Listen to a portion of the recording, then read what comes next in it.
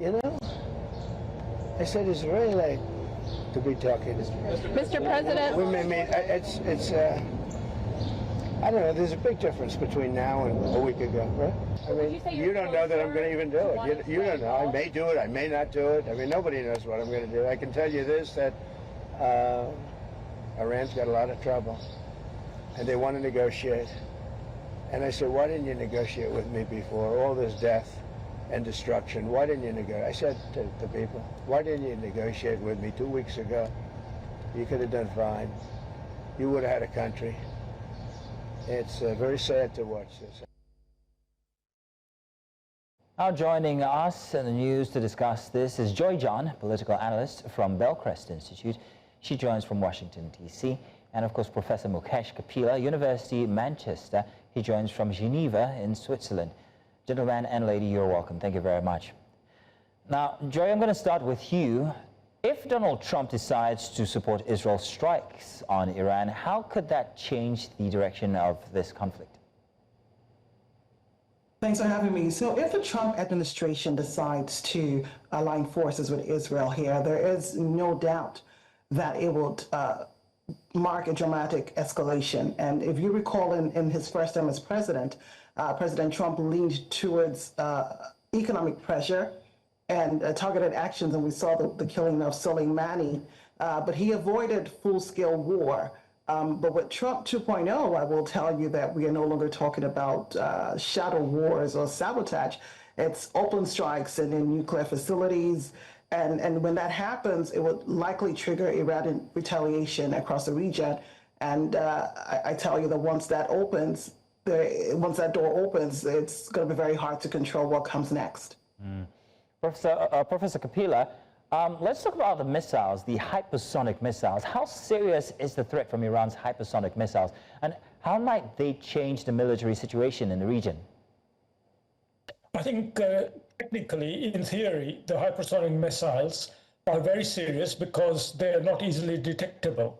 And it all depends on how many Iran has and whether or not Israel's current strikes have taken them out of circulation or not.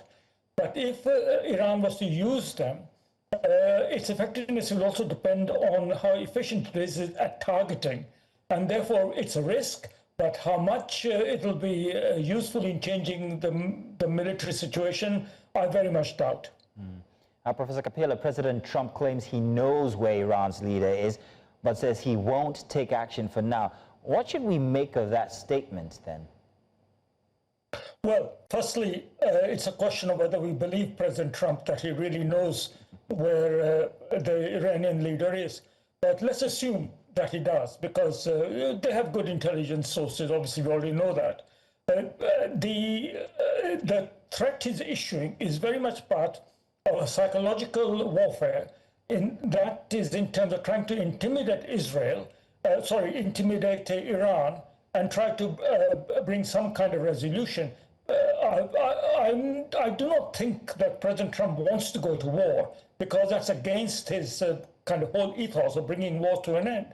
However, the threat from Trump is very definitely real, and we know from other threats issued on other topics that it is to be taken seriously. Joy John, let's come to you. For a war that started like, 20 years ago, through shadow wars with allies and all, what does it mean for the situation if Iran's top leader says that he'll never make peace with Israel? You know, I listened to those comments from Ayatollah Ali Khamenei. What this implies is that it is not just strategic. It is, I would say it is ideological, deeply ideological. And when a nation's highest authority rules out peace entirely, diplomacy becomes far more difficult to attain. So here it puts Israel on constant alert. They have to be on guard, 24/7, and leaves very little room for dialogue. And this makes the cycles of violence very more likely and harder to break. All right. Now, the U.S. President, Professor Mukesh, the U.S. President actually left the G8 summit, G7 summit with question marks on everybody else's heads regarding his position when it comes to the war between Israel and Iran. So If the U.S. joins the fight without official approval from the UN or Congress, could it break international laws?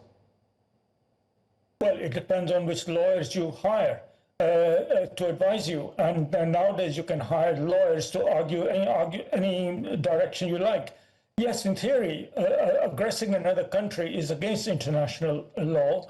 On the other hand, the U.S. could argue that because its ally Israel is threatened, it is treaty bound to defend Israel, and aggression in self-defense is allowed under the UN Charter, though what self-defense constitutes when Iran is not attacking the mainland of the United States is, again, a legally arguable position. So the short answer is that law is very fuzzy in this area, but prima facie, yes, it would be illegal.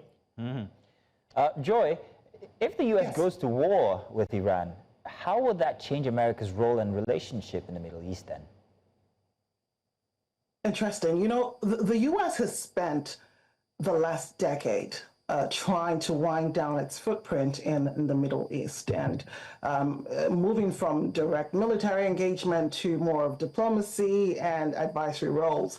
But a war with Iran will definitely reverse that trend. And I will mention that historically, Iran and Israel have had no diplomatic relations since the 1979 Iranian Revolution. So at this point, it's I would say it's a critical inflection point. Any U.S. involvement now could, reshape the region's balance and balance of power, and of course may complicate efforts to counter other priorities that the U.S. might have, like of course China and Russia. Now, let's talk about the threat of nuclear war here. Now that Israel has hit Iran's nuclear sites, what can the U.S. nuclear watchdog play? How can they play in here? What will it make? Well, I don't know. Would it make any difference at all? Professor Kapila, please. I think the UN nuclear watchdog plays a very important role. Firstly, it still has some presence, less than before, and it has access to the sensors which the UN agency has planted in the nuclear sites around Iran under agreements that have been made. Also, it can give us an objective view rather than Israeli propaganda view or American blustering or Iranian propaganda.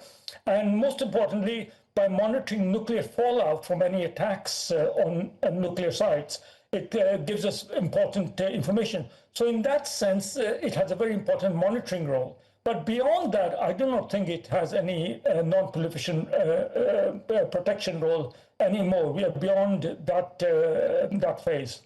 Mm-hmm. Joy, how might people in Iran, Israel, and the U.S. react to all of this? And will their opinions affect what the government does next? Oh, absolutely. Absolutely.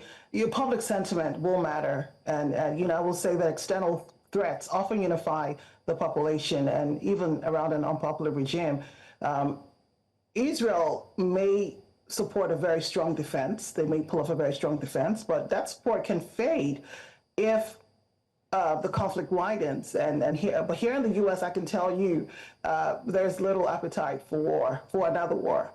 A majority of Trump supporters are against the U.S. Or any U.S. involvement in the conflict with Iran. And according to a poll by YouGov over the weekend, 53% of voters who backed President Donald Trump in the 2024 elections do not want the U.S. involved in airstrikes. And of course, a beautiful thing in a U.S. democracy is that leaders across the aisle, I'm talking Republicans and Democrats, cannot ignore the voice of the people. So sustaining public support over time will be quite a challenge in the United States. Yeah. No appetite for another war, but yet it would seem that the president seems to be goading Israel on. But are we likely to see another country in the Middle East, maybe perhaps Saudi Arabia or Turkey, get involved in this conflict? Professor Kapila, please. Well, I think if they would be crazy to do so, obviously, because perhaps Turkey is strong enough, but Saudi Arabia certainly isn't to actually become a direct belligerent in what is a high-stakes, fully militarized war. And they'd be crazy to do so. And by the way, why do it? I think privately, secretly, many countries are cheering on the destruction of the Iranian regime. It's hardly popular in the region. So if the Israelis, backed by the Americans, are doing the job for you to bring down the Islamic regime a notch or two or even more, then why not? Let them do the job. So I do not think they will be wanting to join it, and least of all now, and least of all on the side of Israel. Now, while they're cheering the downfall, what it seems like, of the Iranian regime, the neighboring countries are at risk when it comes to a full-out nuclear war. They're scared of contamination. What should their stand be? And they have expressed themselves, Iran and the rest, but what should their stand be now that we've come to this point in the war, Professor Kapila, still? Well, I think their stance should be that they should seek a peaceful solution. And the reason is not because of any love lost for the Tehran regime, or for that matter for Israel, but simply the self-interest that we know from past history, whether with the Iraq War and with other regional conflicts there, that once a war starts anywhere in any of the countries, it doesn't stay there. And the countries of the Middle East, the Gulf countries in particular, they have been so concentrating on their economic development, which is already beginning to suffer with the oil and with the exports and tourism and so on and so forth. And I think with the present time, the global economy, they will not want that war to be spreading economically, let alone physically directly. So for those reasons, they are not behind anything that is going to pour more oil on this conflict. Okay. Joy John, my final question is to you. Do you remember Desert Storm, Bush, Saudi Arabia? They found nothing at the end of the day. What would happen in this case where it might be that Iran has no nuclear weapons, and since this seems to be the bone of contention? Joy? You know what? We can't really say or work on speculations. We've heard Ayatollah